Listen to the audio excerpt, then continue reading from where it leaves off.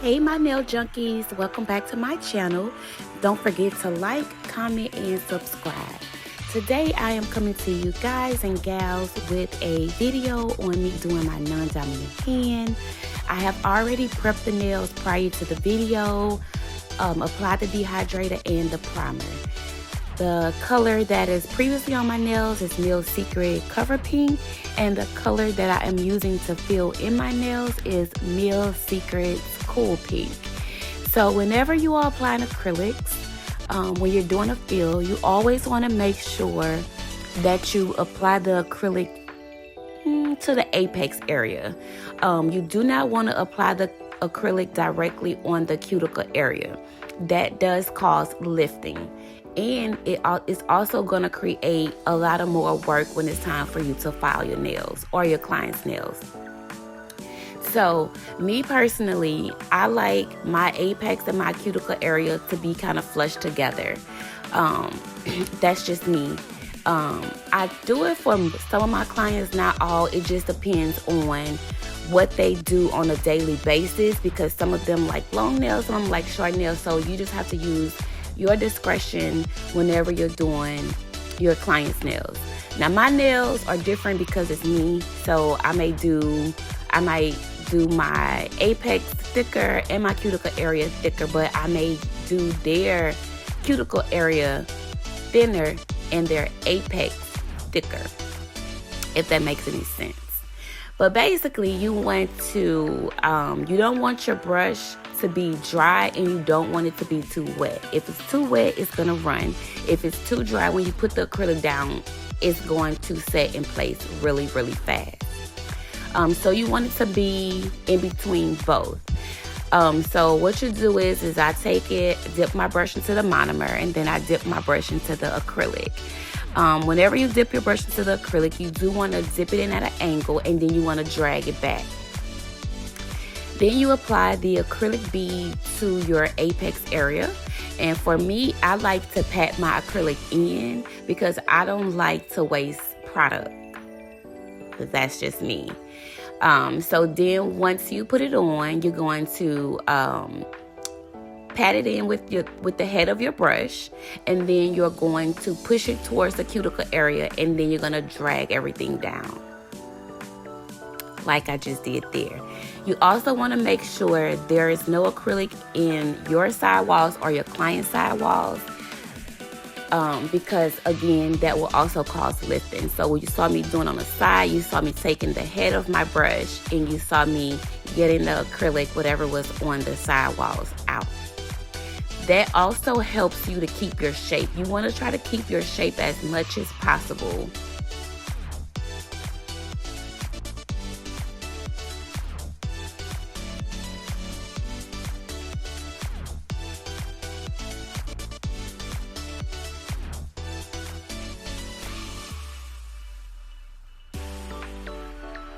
Oh, and the set that is on my left hand, that was my Christmas set, which I actually went back and filled the ring finger with more red stones. Alright, so here I like to add acrylic to my stress point, because I don't like my nails to, you know how you have the apex that's thicker and then it goes down into the stress area and it's thinner. I don't like that for myself. So I always go and add acrylic to the stress area.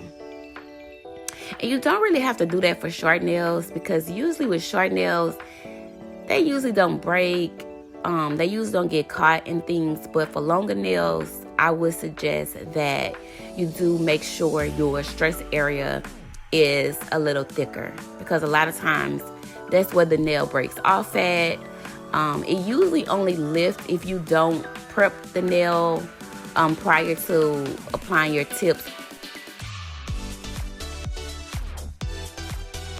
Find the stress area breaks sooner than lifting, unless you done pulled your nail or got stuck to something, or again, you didn't prep the nails like you were supposed to. And I'll do a video just on prepping.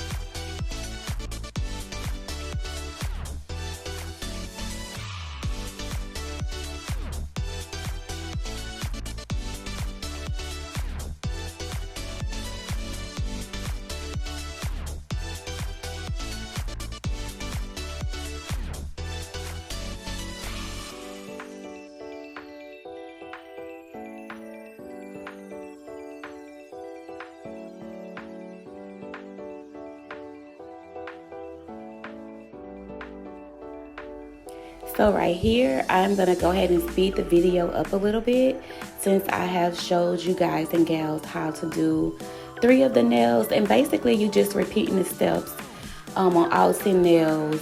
And then when I come back, I'll be showing you guys how I file my non-dominant hand.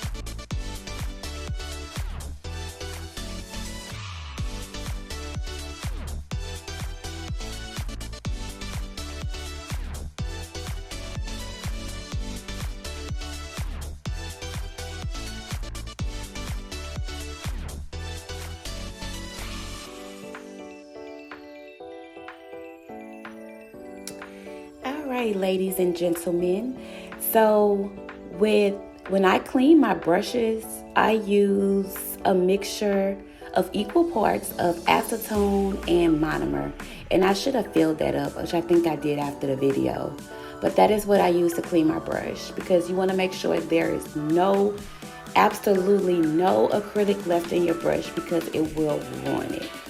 So here I am tapping the nails to make sure they are completely dry. Since I am only doing one hand, it takes a little longer. Then as you can see, I'm taking the file, pressing it into the sidewall to make sure I'm getting that crispy shape that I am looking for. Now, I am doing kind of like a tapered square, but not so much.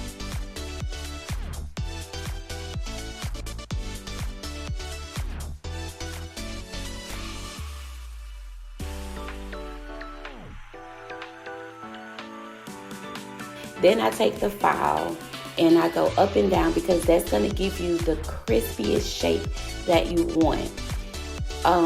Now, when doing my non-dominant hand, I try to use my hand motion more than the file motion, because it seems to work better for me.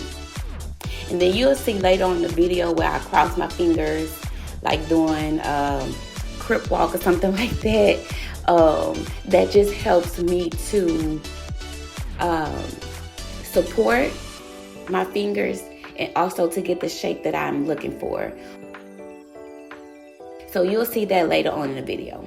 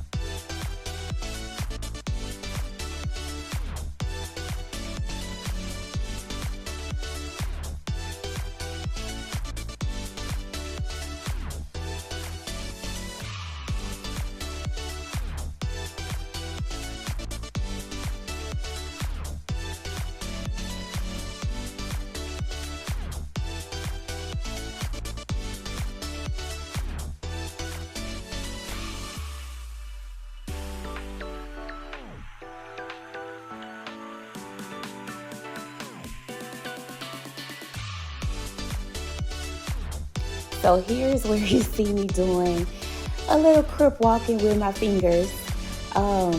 Because again, like I said, that gives me stability to file the nails and get the shape that I desire.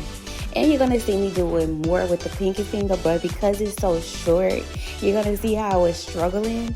And I've been a licensed nail tech for going on 15 years, but at times I still struggle with doing my non-dominant hand.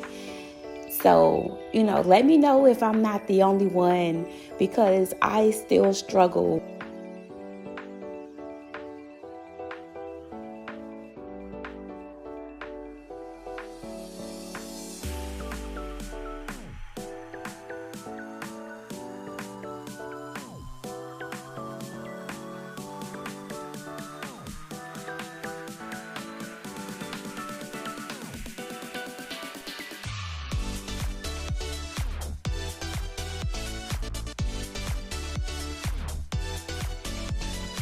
Look, y'all, there you go. I told you, like, look, I am struggling trying to get that pinky to stay under there so I can file it really good.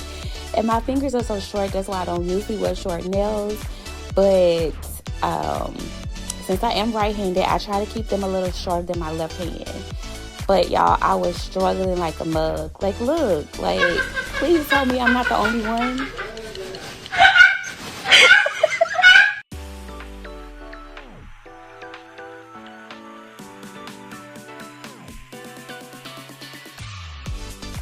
Okay, now here is the fun part. Whenever I am doing my non-dominant hand, I always turn my e-file down to the lowest setting. This e-file actually starts at 4,000 RPMs, so I leave it on 4,000 because that is the lowest speed.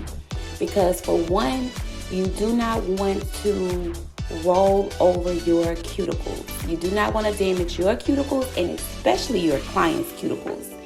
Two, you do not want to burn your clients. And what they call that in the nail world is a ring of fire. And that's basically where the drill could be too high of a speed. And if you're not moving that e-file fast enough, you will burn your clients. And I've done it to myself. So I know that if you do it to a client, they will not be happy.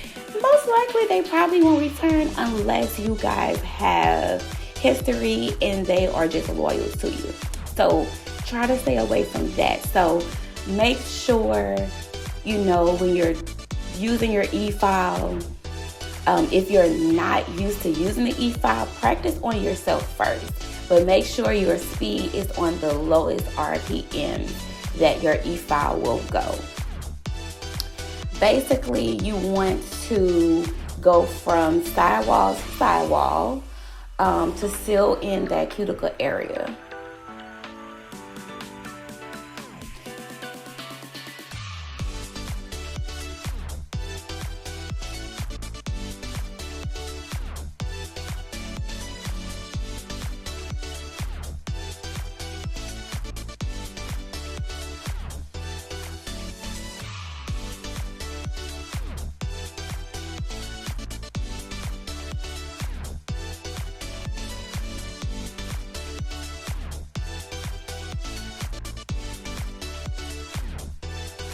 Also, what I'm doing here, I don't do that when I do a full set. I do it with fill-ins because, the more fill-ins you get, the thicker the nails get. And the thicker the free edge gets. So if you want to make sure you have a great shape, you want to take that e-file underneath the free edge.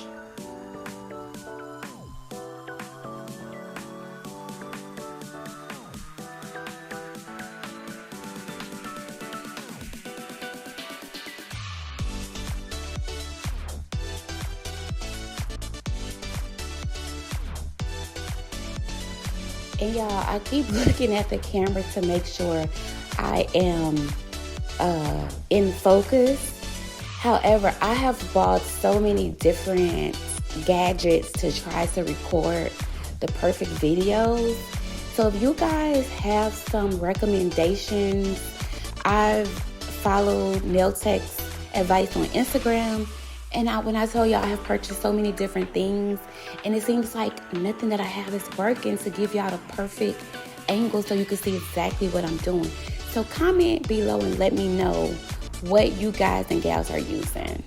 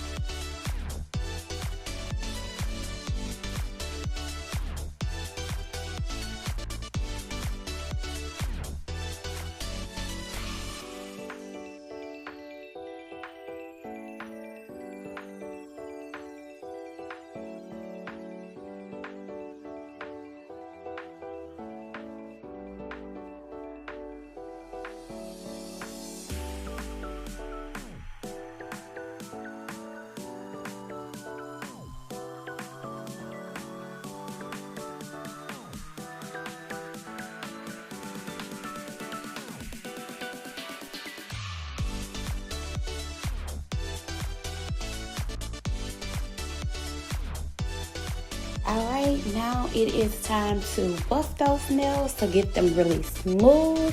And the purpose of buffing the nails after any application is to ensure that there are no lines or scratch lines in the acrylic. And I think that goes to polygels too. I'm not really experiencing those. But with acrylics, it does remove any scratch lines you may have from the file or the e-file. So you always want to make sure buffing is the last step when doing your acrylic application. And I want to thank you guys and gals so much for tuning in to watch my video. Please like, comment, and subscribe. Share this video with your friends and family members. It may help someone. It may have helped you. So thank you, and this is the end result.